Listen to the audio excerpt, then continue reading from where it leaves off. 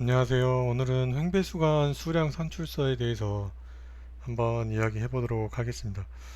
먼저 횡배수관 수량 산출을 보면 뭐 이렇게 여러 가지 구성이 되어 있죠.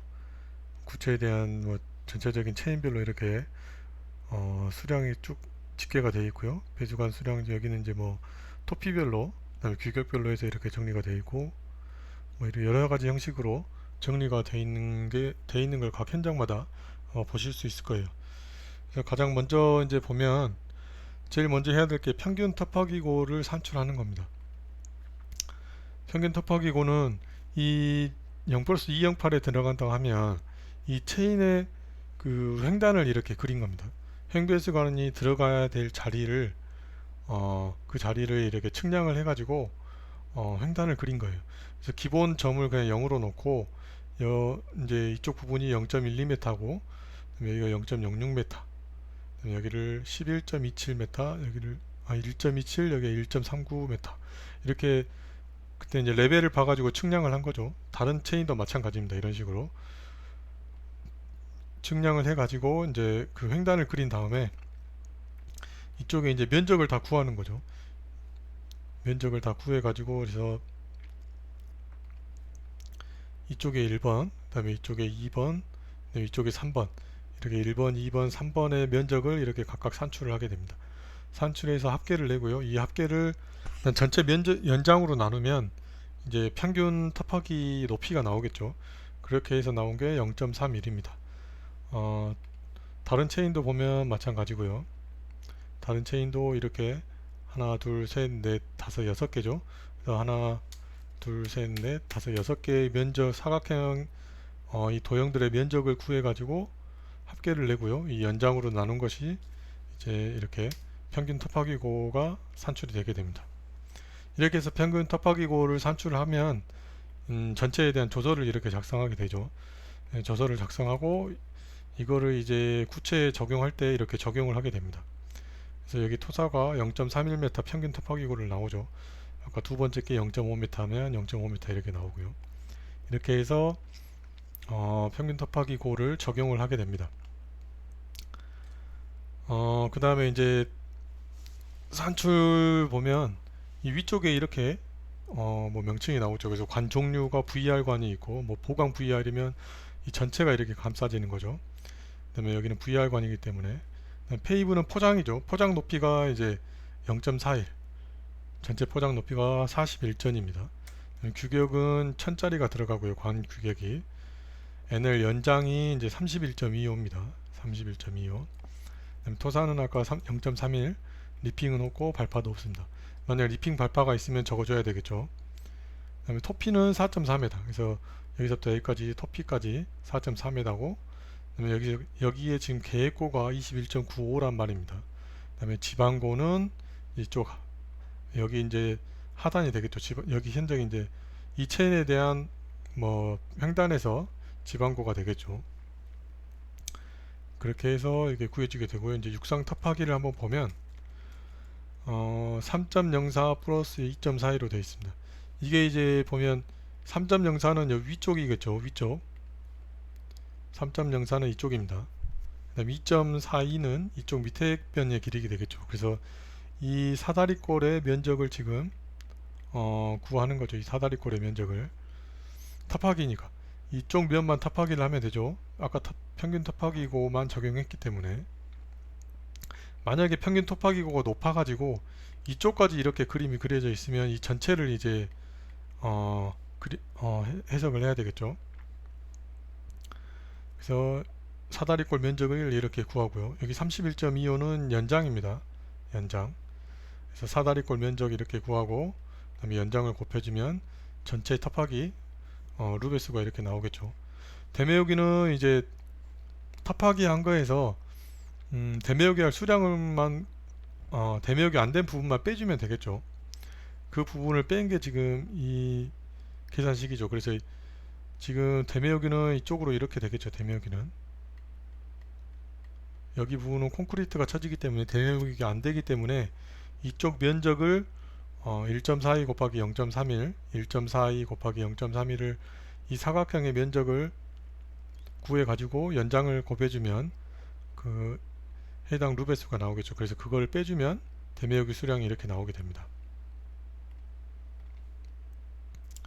유용토는 터프하기에서 대매여기 수량을 빼주면 되겠죠. 이 터프하기에서 대매여기 수량을 빼주면 13.76이 나오게 됩니다. 공제토는 이제 이 윗부분은 지금 이 윗부분은 이제 다 나중에 노체로 들어가게 되죠. 이 윗부분은 여기는 이제 노체로 송토가 되게 되는데 여기 이제 뭐 노상이니까 그래서 여기 점선을 지금 이렇게 표기를 해 놓은 겁니다. 그래서 노체 공제될 부분은 보면 노체를 여기 부분을 다 성토를 해야 되는데 이거는 이제 토공에 잡혀 있죠. 토공에 보시면 이 수량이 다 잡혀 있습니다. 그런데 여기 지금 관이 있는 부분은 여기 사각형하고 여기 관이 있는 부분은 노체 수량에서는 안 들어가게 되겠죠. 여기는 성토가 안 되게 되겠죠. 아까 여기 대매여기 한 것처럼 여기도 성토가 안 되게 됩니다. 그래서 이 노체 부분을 공제해 준다는 말입니다. 그래서 이 부분을 계산식을 하면 1.42에다가 이 1.42에다가 0.58 0.58은 여기 0.89에서 0.31을 빼면 이 높이가 되겠죠. 여기 이쪽에서 이쪽까지 높이가 되겠죠. 그림상은 좀 짧아 보이는데 아무튼 이쪽 높이를 해서 이쪽 사각형을 지금 구해 놓은 겁니다. 이쪽 사각형. 그리고 나머지 이쪽은 반원이 되겠죠. 그래서 원의 면적에다가 나누기 반원에다가 곱하기 이 전체에다가 이제 곱하기 연장을 해주면 노체 공제 수량이 나오겠죠.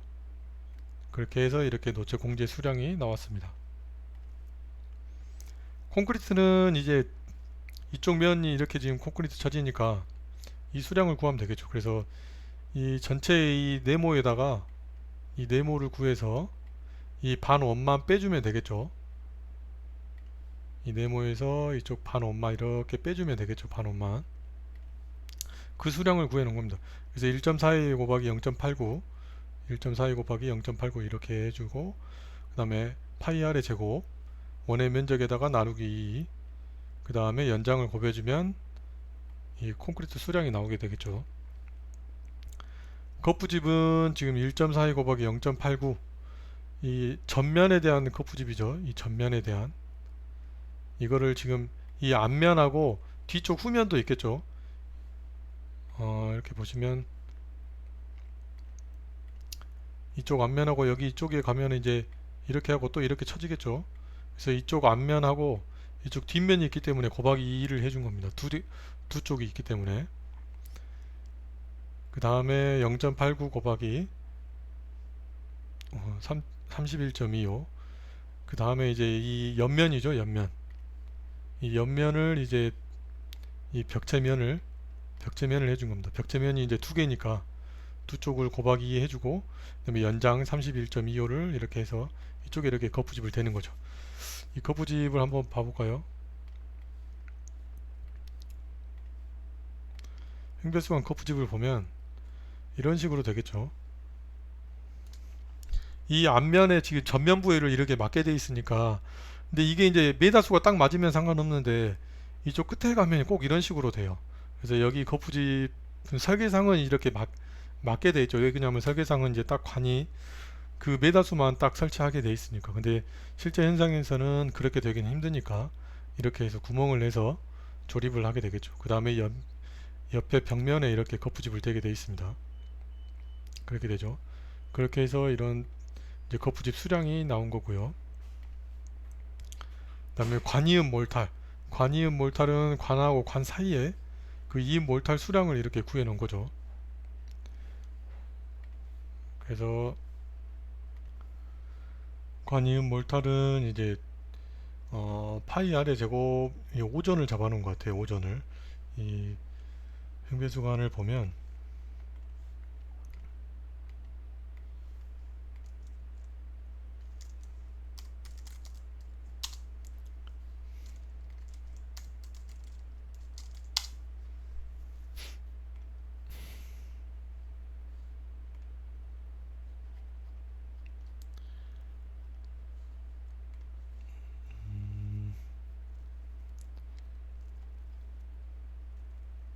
사진상 잘 안 나오는데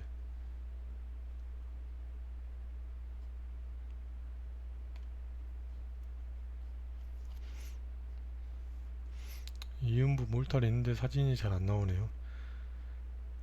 그래서 여기 보시면 이제 이 관이 이렇게 있고 이 칼라 부분이 이렇게 튀어나오게 되죠.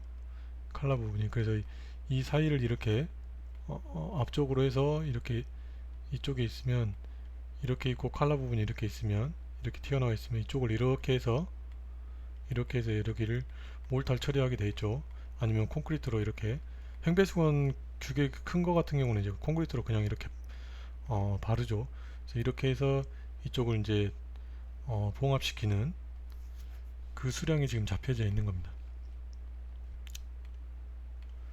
그래서 파이 아래 제곱을 오전을 잡아 놓은 것 같아요. 그리고 이제 반원이니까 나누기 1을 해놓고, 그 다음에 여기는 이제 반지름이 이제 천짜리니까 500이죠. 500인데 칼라까지 해서 반지름이 0.61인 것 같습니다. 그래서 그 다음에 이제 관 길이를 단위 수량이기 때문에 2.5로 나눠 놓은 것 같아요. 그래서 그 나눠 놓고 이제 연장을 곱하면 이렇게 해서 몰탈 수량을 구해 놓은 것 같습니다. 그래서 이렇게 구해지면 이제 횡배수건 뭐 연장 주소라든지 이런 게 쭉 다시 한번 이제 이제 직계표를 쭉 만들게 되죠.